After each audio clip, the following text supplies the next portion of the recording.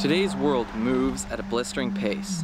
Even standing within the boundaries of Glacier National Park, a person can witness the hustle and bustle of people hurrying through to their next destination. This attitude even transfers past the highway further into the park, with hikers moving quickly up trails, eyes at their feet, focused on getting to the top. But what do we lose when we move so fast? What details do we ignore? What experiences do we miss when we don't take time to slow down, to look, to listen, to stop, and smell the glacier lilies?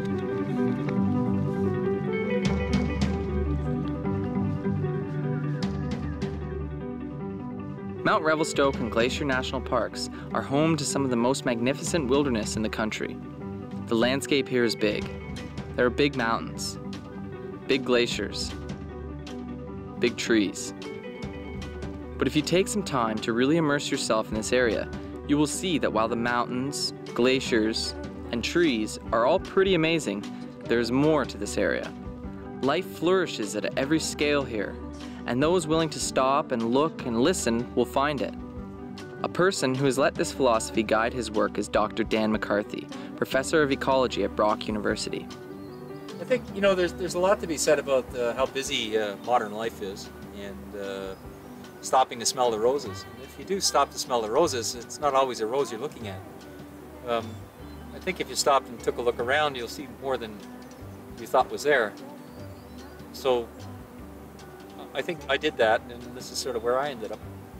Dan has been returning to Glacier National Park for nearly 15 years to study lichens on the rocks at the base of the Illecillewaet Glacier. Specifically, Dan measures the lichens in an attempt to determine how fast they are growing. Simply put, the bigger the lichen, the older the lichen. On the surface, it appears that that's the sort of thing that I'm doing here, is just a bit of a quirky scientific investigation. But there is definite application to this sort of work. In this case, the measurements of the lichens are used to estimate how long the rocks have been free of the ice of the Illecillewaet. This provides an opportunity to measure the rate of glacier recession in the national park, but is also telling of how small stories are often part of a much larger one. Another person all too familiar with and passionate about the smaller stories of the area is Lisa Larson. Critical nutrient to nourish, my body and mind is to go out and observe and experience the little things. Born and raised in Revelstoke, Larson returned to the area and began her master's thesis in 2003. The focus of her thesis? The Coeur d'Alene salamander, a species then very recently discovered in the area and classified as a species at risk in Canada. Lisa spent countless nights wading in and around the streams and waterfalls of Mount Revelstoke National Park, tracking this nocturnal amphibian. Her hard work paid off.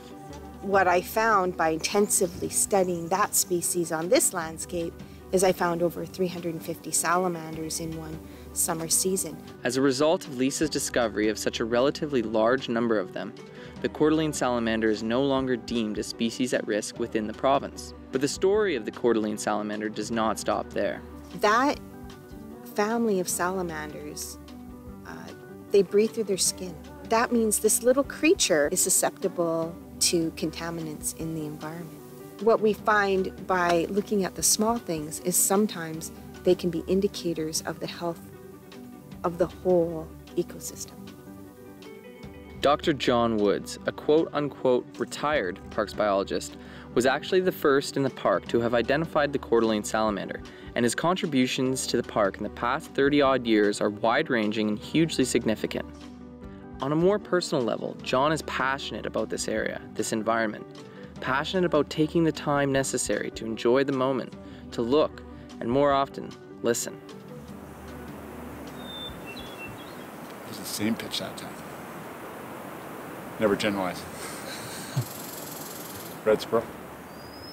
Hear that was much higher, the introductory note. As soon as you hear that introductory clear pitch, you know it's a hermit thrush.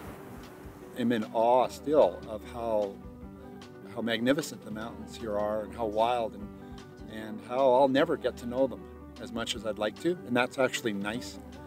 To me, it's just all these scales that are possible in the mountains, and to make sure we're just not always sort of doing the pretty picture. In my mind, yes, it's pretty, but there's also lots of stories that add texture to that prettiness and and grandeur. There's a complex world there that's just so complicated that it's just amazing.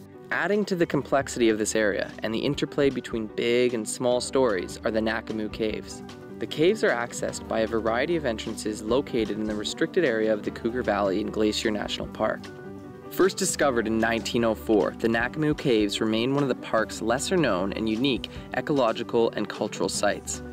The story of Nakamu shares a lot of the other same characteristics with the other small stories of the area. A small, unassuming hole peers out from the side of the valley, but one taking the time, and these days expert guides and equipment, to pay attention to this small, unassuming hole will discover that the cave opens into a 6-kilometer network of caverns and rooms, each with stories of their own. Being in the caves, it strikes you just how complex and multi-layered the environment is that Mount Revelstoke and Glacier represent.